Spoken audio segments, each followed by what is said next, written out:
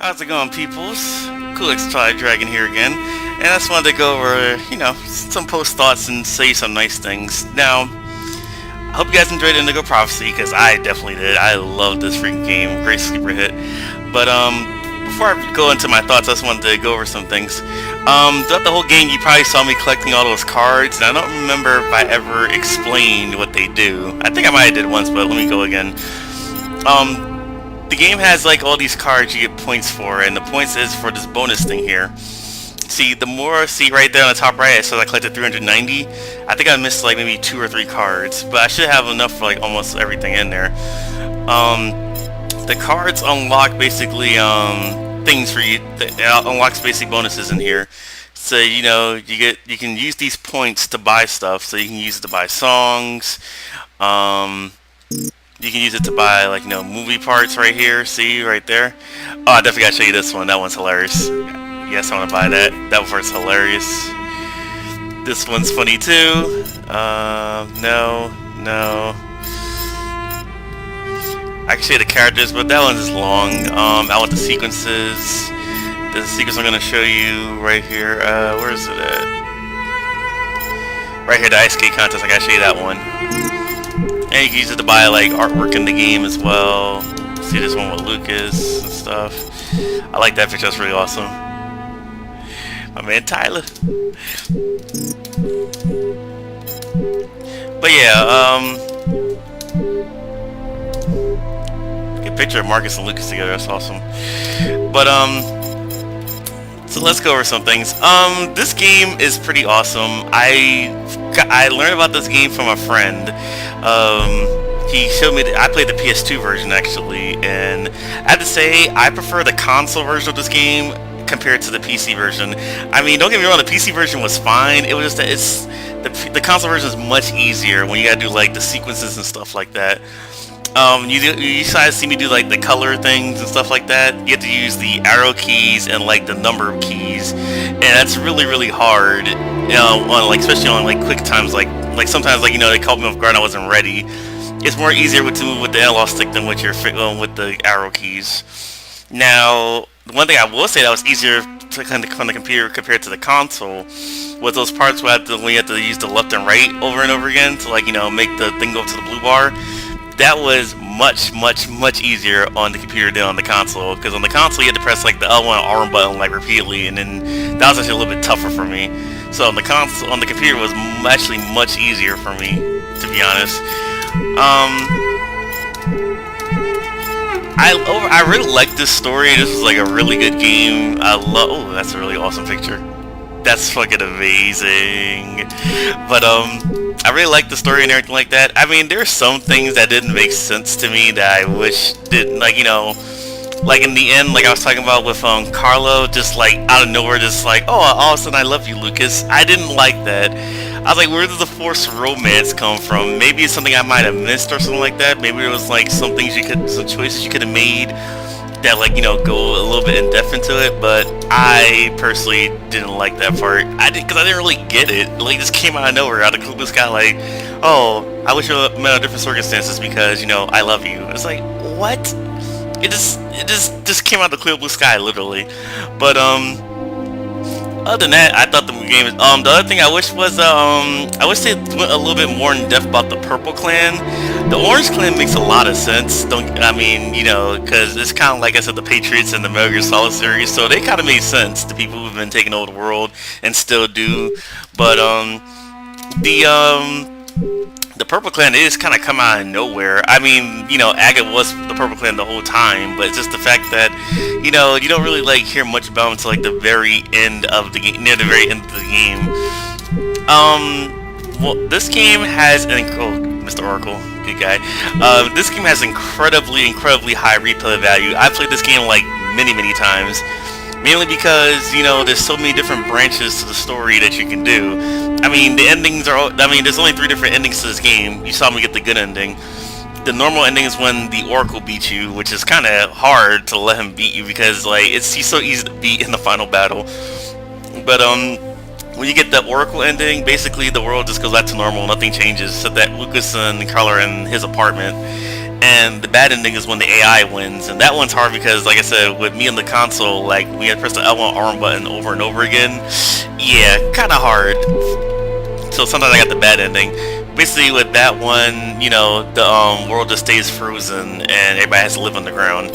So the ending, you see Lucas and Carla in the underground base with the Invisibles. The Invisibles, I like them. I mean, they were thrown into the game at the last second, but when you really think about it, if you looked up the whole entire game, in almost not every scene, but in almost every scene, there was a homeless person in there. I was trying to hint at that to you guys, to see if you noticed that there's actually been like homeless people throughout the whole entire game. Bogard was the first one you see in the beginning, but there was homeless people throughout the whole game, so that's why he was talking about, you know, they're homeless so they can see everything, and that was the whole importance of it, which I thought was pretty cool. So it wasn't like, you know, the Purple Clan were just like thrown in near the end. The homeless people were throughout the whole entire game, so you actually understood when you were saying, you know, they were the Invisibles. They were there the whole time, you know, watching and everything like that. I hated the flashback parts. Oh, I still do. Those things are so annoying because it's basically Metal Gear Solid stuff where you're not supposed to get caught and stuff. But I really hated it because the fact that the camera is really tricky on those parts. It's hard to, like, you know where to go and stuff like that. But, you know, once you get past those parts, that's like really one of the most annoying parts of the game. I kind of got lucky on that last part though. Remember when I got shot by that guard and the Purple Clan guy came in and just killed everybody? It's kind of interesting that it's kind of interesting that I didn't get a game over there. I thought the Purple Clan was going to beat me instantly. By the way, in some of these pictures you'll be seeing, it's called Fahrenheit. That was the name. I forgot. I think I mentioned this before, but the original name of this game was called Fahrenheit. It was called Indigo Prophecy when they moved it over to the States, I believe. It's basically called Fahrenheit because, you know, as each day goes on, the temperature gets colder and colder and colder. So that was the original name. So both titles are pretty good. Indigo Prophecy, you know, about the Indigo Child and the Prophecy. So both titles work for the game. The only real difference between Fahrenheit and Indigo Prophecy was that in Fahrenheit I think there's like a couple of scenes that were not in the American release. And like I said, I know one of them was just like the sex scene where when you're in the apartment with Tiffany for the first time, like, you know, there's actually a sex scene where you actually, like, you know, do the sexting. It's funny. It's pretty hilarious actually. But other than that, I don't really know much of what's actually different between the two. Oh, nice picture of Carlos. Sorry, that was just hilarious. I love the characters. I love like I said, the overall story was awesome. But yeah, I definitely highly recommend you play this game. However, if you're going to play it, I would still say play the console version over the computer version. The computer version is cheaper and stuff like that. It's just that it's really, the controls are really hard to get used to. Like, it still takes me forever to get used to the controls of like moving and stuff like that. And all this stuff is just hard to, I mean, if you can get used to it like I did, then power to you. You can actually still enjoy the game. But just the controls itself, oof, it's just really tough. Oh, that's the crew. Nice. That's all the artwork. So yeah. Anyway, enough of my blabbering. Let's look at some funny videos. These two are really hilarious. Let's watch these.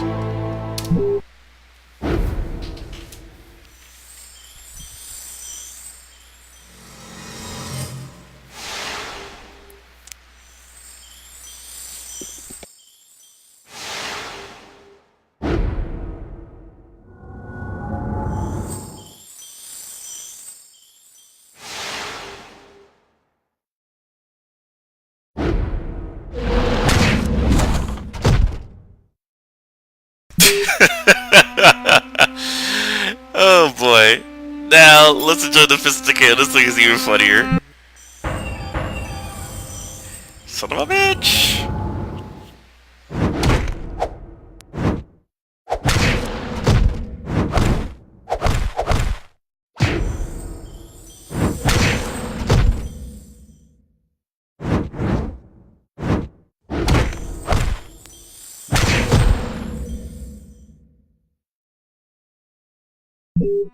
Oh boy, Tyler knows some kung fu! Yeah! Oh boy! And the last thing I want to show you, the last extra thing really to note here is this scene right over here. Let's just go over these real quick. The boxing, my favorite. That's one of my favorite sequences. This one, it's basically a sparring game that you did with Carla and Tyler. Love that one. The car chase is the epic scene where Lucas evades the cops and escapes.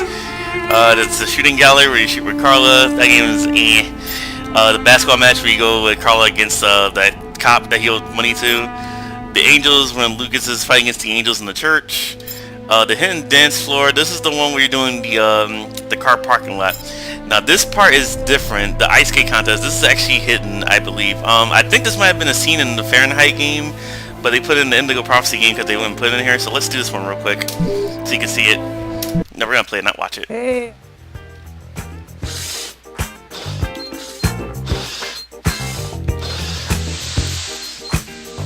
Yeah, Carla.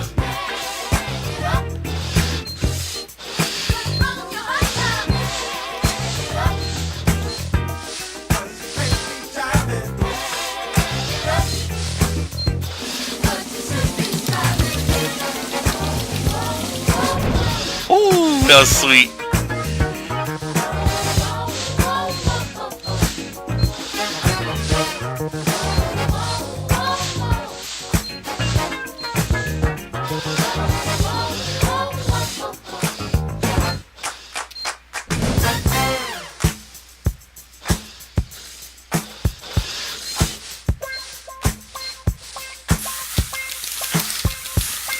Go ahead, Carla.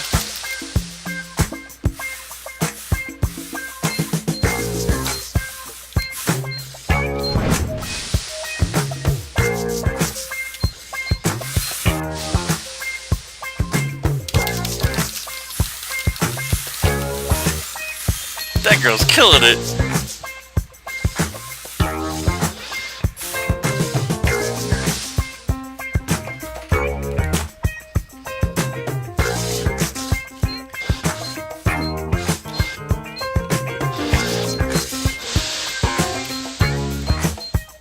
It's like Tom's not so great at it.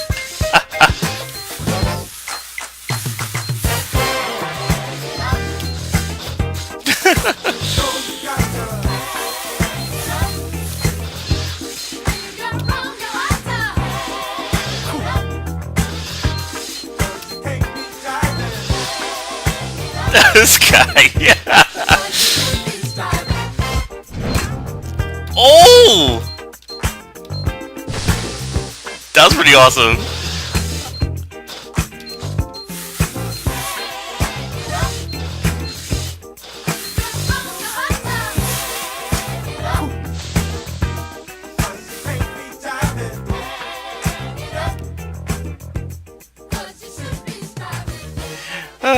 That was freaking hilarious.